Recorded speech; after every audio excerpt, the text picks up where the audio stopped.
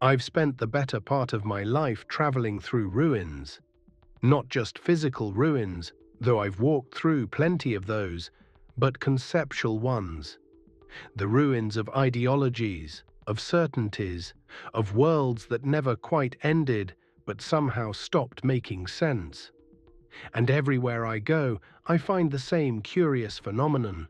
We are absolutely obsessed with the end of everything. Turn on your television, open a streaming service, walk into any bookstore. What do you find? Zombies stumbling through abandoned cities, nuclear wastelands, pandemics, climate catastrophes, artificial intelligence gone rogue, alien invasions, meteor strikes, the collapse of civilization in 1,000 different flavors. We consume these stories voraciously. We binge-watch them, we debate them. We create elaborate survival plans for scenarios that will almost certainly never happen. The apocalypse has become our most reliable form of entertainment, our most persistent cultural narrative. But why? Why are we, living in what is arguably the most materially comfortable era in human history, so deeply fascinated by its complete destruction? That's what I want to explore with you today. Not just the what of our apocalyptic obsession, but the why. The philosophical underpinnings of this strange cultural moment where the end of the world has become paradoxically a source of comfort. Let me take you back, because this obsession isn't new, it's ancient, but it has transformed in ways that tell us something profound about ourselves. For most of human history, apocalypse was a religious concept. The word itself comes from the Greek apokalypsis, meaning revelation, unveiling. It wasn't primarily about destruction, it was about disclosure. The end times would reveal the true nature of reality, the ultimate justice of the cosmos. Think about the Book of Revelation, the Norse Ragnarok, the Hindu concept of pralaya, the Zoroastrian frashokareti. These weren't just horror stories, they were cosmic dramas with meaning, with purpose.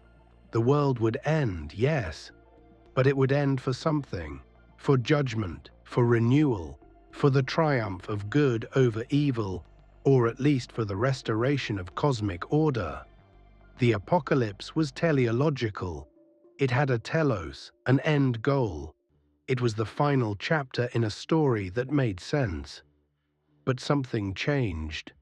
Somewhere between the Enlightenment and the 20th century, we secularized the apocalypse. We stripped it of its transcendent meaning and left only the destruction. The atomic bomb did something to our collective imagination that we still haven't fully processed. For the first time in history, we held in our hands the literal power to end the world. Not through divine intervention, but through human choice. The apocalypse became immanent, not transcendent. It became something we could do to ourselves. And then the narratives multiplied. Nuclear winter, environmental collapse, pandemic, technological singularity. Each generation finds new ways to imagine its own ending. But here's what's fascinating. These secular apocalypses lack the redemptive arc of their religious predecessors. There's no guaranteed resurrection, no cosmic justice, no divine plan. Just ending. Or at best, survival in a diminished world. So why do we keep telling these stories? If they offer no comfort, no ultimate meaning, why are they so compelling? I want to suggest something that might sound counterintuitive. We're drawn to apocalyptic narratives precisely because they give us a sense of control. Think about it. The real anxieties of modern life are diffuse, abstract, impossible to pin down. Economic precarity that creeps up slowly. climate change that operates on timescales beyond our immediate perception, social fragmentation that happens one algorithm at a time, the slow erosion of meaning in a world that feels increasingly bureaucratized, rationalized, emptied of enchantment. These are what the philosopher Timothy Morton calls hyper-objects, things so massively distributed in time and space that we can't fully grasp them. They're everywhere and nowhere. They're happening, but we can't quite see them happening. This is psychologically unbearable. The apocalypse, the sudden, dramatic, visible apocalypse of fiction, transforms these diffuse anxieties into something concrete, something we can picture, something that has a beginning, a middle, and potentially an end. When we watch a zombie horde shambling down a city street, we're not really afraid of zombies. We're processing our fear of social collapse, of the breakdown of the systems we depend on, of the fragility of civilization itself. But we're processing it in a form we can handle, a form with clear rules, clear enemies, clear stakes. The psychologist Matthias Claassen calls this excitatory homeostasis. We seek out controlled doses of fear to practice our threat responses. But I think it goes deeper than that. Apocalyptic fiction allows us to rehearse catastrophe, to imagine ourselves in extremity, to ask, who would I be if everything fell apart? Would I be brave, resourceful, moral? Would I protect my family? Would I help strangers? Would I become the hero or the villain of my own story? There's something almost nostalgic about apocalyptic fiction. Have you noticed that? The world ends, and suddenly life becomes simpler. The complexities of modern existence, the emails, the taxes, the career anxieties, the social media performances, all of it just vanishes. What remains is primal, survival, community, purpose. The things that matter become immediately obvious. You don't wonder about the meaning of life when you're trying to find clean water. The philosopher Slavoj Žižek has this provocative idea. It's easier to imagine the end of the world than to imagine the end of capitalism. I think he's onto something. We can't quite envision how to fix the systems we're trapped in, how to address the slow-motion crises we've created. But we can imagine them being swept away entirely. The apocalypse becomes a fantasy of simplification, of clarity, of starting over. But there's another dimension to this that I find even more interesting. The apocalypse functions as a kind of secular purgatory, a space of purification, of testing, of transformation. Let me explain what I mean. In medieval Christian theology, purgatory was the place where souls were cleansed of their sins before entering heaven. It was painful, yes, but it was also necessary. It was where you became worthy of redemption. Our apocalyptic narratives serve a similar function. They're fantasies of moral clarification. Think about the structure of most post-apocalyptic stories. The old world, our world, is presented as corrupt, decadent, artificial, meaningless. People are disconnected from each other, from nature, from anything real. We're all just going through the motions, trapped in systems we didn't create and can't control. Then the apocalypse happens. And yes, it's terrible. People die. Civilization collapses.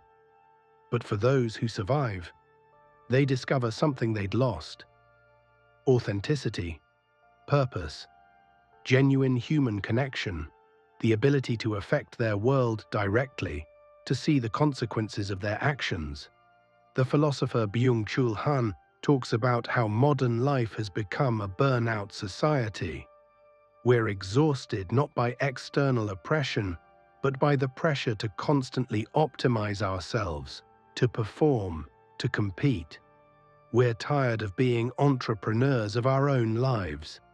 The apocalypse offers an escape from that. Not a comfortable escape, obviously, but an escape nonetheless. In the post-apocalyptic world, you don't need to worry about your personal brand. You don't need to curate your identity. You just need to be. There's a scene in Cormac McCarthy's The Road that's always stayed with me. A father and son are walking through a devastated world. Everything is ash and death, and yet the father tells his son they're carrying the fire. They're the good guys. In a world stripped of everything, morality becomes simple again, visible, meaningful. This is the apocalypse as purgatory. It burns away the inessential. It tests us.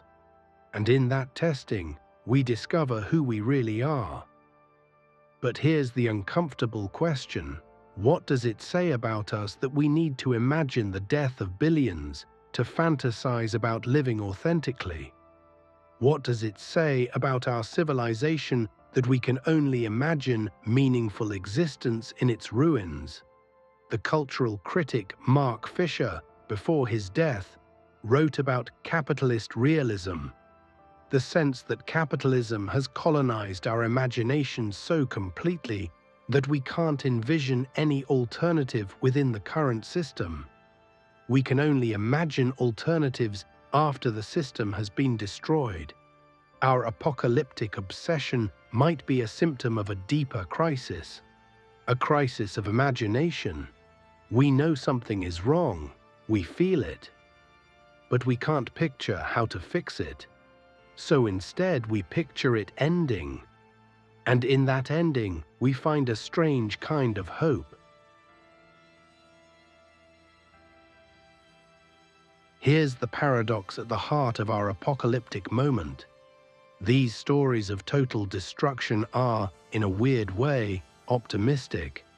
I know that sounds absurd. How can fantasies about the end of civilization be optimistic? But think about what most apocalyptic narratives actually depict. Yes, the world ends. Yes, most people die, but humanity survives. Not just survives, adapts, rebuilds, finds new ways to live. The apocalypse is never truly final. It's a transition, a violent, catastrophic transition, but a transition nonetheless.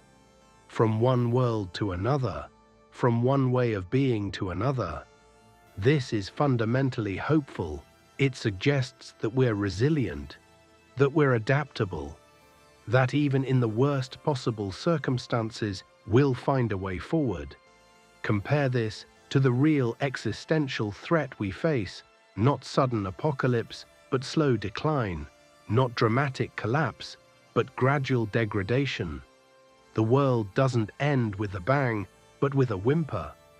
Systems slowly failing, ecosystems slowly dying, meaning slowly draining away.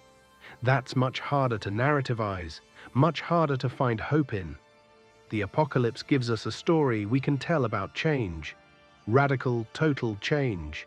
It says, yes, this world is broken. Yes, we're trapped in systems that are killing us. But those systems aren't eternal. They can end, and when they do, we'll still be here.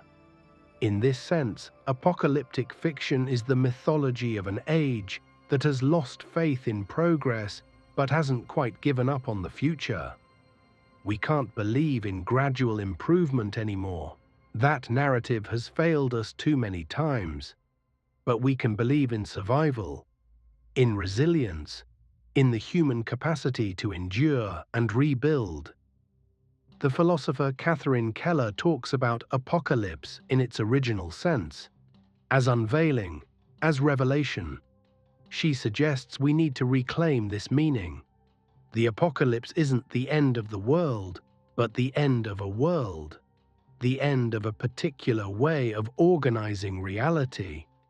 And maybe that's what our obsession is really about.